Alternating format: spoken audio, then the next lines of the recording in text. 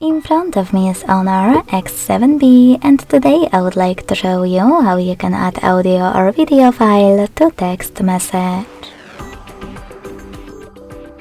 Begin by opening messages and selecting or creating a chat.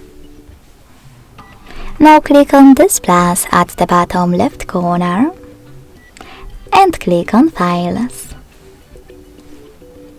Following that, to look for your audio one, you can hit audio at the top, tap on one of those apps, or select those three lines at the top left corner and manage all of those sources.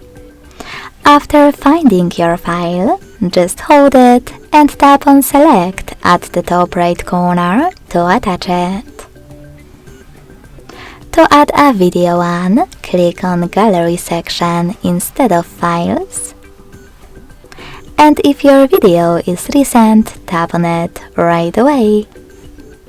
Then decide if you wish to send it as Google Photos link or low quality video, and hit Add at the bottom right corner.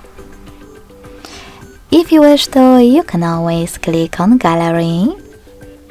Look for your video over here, tap on it, pick one of those options, but this time select just once or always, and hit Add at the top right corner.